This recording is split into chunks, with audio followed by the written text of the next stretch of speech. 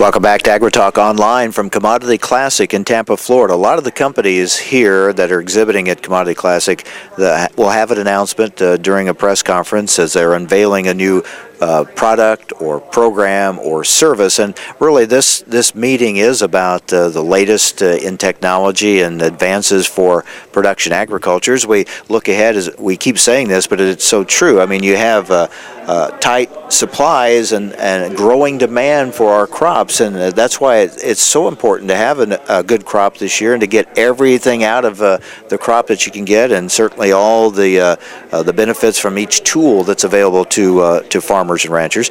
Joining us now is Bruce Battles, Agronomy Marketing Manager for Syngenta. They held a press conference here at Commodity Classic to introduce the Multi-Pest Tool.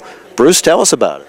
Yeah, well, the multi-pest tool is a tool that we've been developing within Syngenta over the last couple of years that really is geared at understanding how different populations of insects interact. Because historically we've thought about from a pest management standpoint, we focus in on one insect, whether that be western bean cutworm or whatever, and we scout for it and we make a recommendation based on what we see for populations of that insect, whether there's enough damage occurring to pay for that treatment or not, essentially to drive that economic threshold. But what we don't understand really is we're taking into consideration what happens if it was below economic thresholds and we didn't treat it.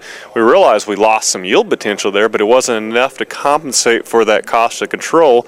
And what if that happens multiple times on multiple pests, maybe a corn earworm or maybe a little bit of black cutworm damage that was sub-economic as well. And so the tool really goes back to helping illustrate that to growers and think about that. And the nice thing about it is they can plug and play numbers that are meaningful to them based on what pest pressure they have seen historically and customize it for their own farm based on wherever they are in the U.S. Has this been used already?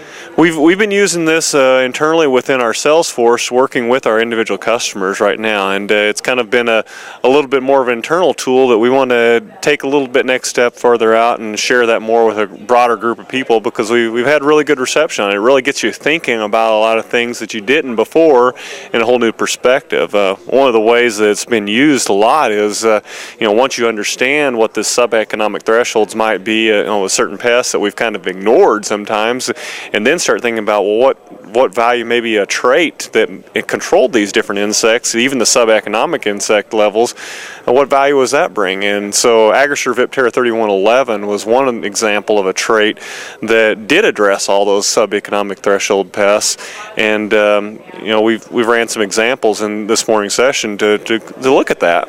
It's an interesting concept, and I guess I hadn't thought about it, but I mean, we're all familiar with, you identify that pest and say, okay, it's not bad enough to warrant paying for the treatment.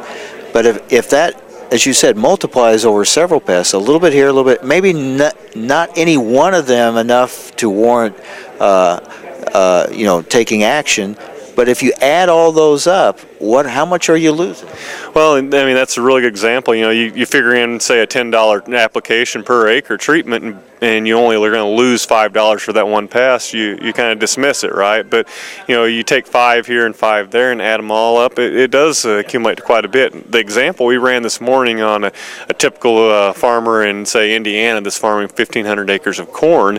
In that particular example, with the pest pressure we typically see in that area, we were equivalent to about $27,000 plus type of losses that occurred in there, and that was actually calculated off of 350 corn. So right now we're quite a bit different there. I mean, that's really going to change the dynamics of those, the economics of it.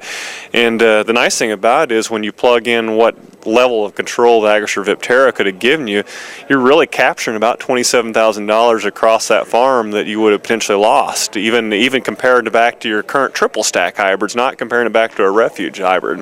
$7 corn really makes you look at every little thing a little closer, doesn't it? Yeah, exactly, it does. And one of the things that a lot of times with corn earworm, for example, which is a strong suit of Agrosur Viptera that we recognize, and sometimes we often dismiss it because we haven't had a good control mechanism for corn earworm, and it's difficult to even scout and spray for, is that at 30,000 plants per acre, if you're losing 3 kernels off the tip of that ear, which is pretty common out there, you'll commonly lose that, and you just kind of walk on and say, yeah, that's normal.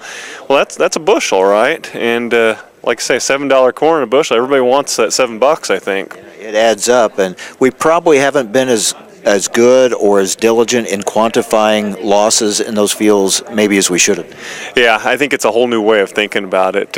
We have really truly thought about it independently by independent pests, and that's not the way the real world works. Everything's interacting, and you need to think about the losses you're taking for a whole year across all those insects and all the other management practices you should be considering. Okay, how does a farmer then learn more and access this multi-pest tool? The best way to do this is contact your Garsh, Golden Harvest, or NK representative in your area.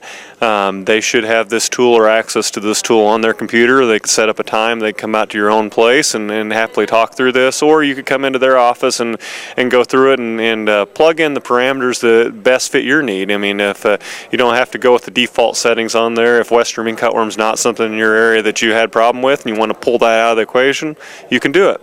So there's flexibility in the program. A lot of flexibility to it. I mean, we can even adjust crop protection input prices based on what you're buying your individual products for in your area, and see how the math comes out then. Another tool to help have a good crop and to assure that farmers get all they can from this growing season. And every kernel counts is what we're saying, and here's a chance to minimize the loss with the multi-pest tool from Syngenta. Bruce, thanks for being with us. Thanks for having us. All right. Bruce Battles, Agronomy Marketing Manager for Syngenta. We'll take another break, come back with more from Commodity Classic in Tampa, Florida here on AgriTalk Online.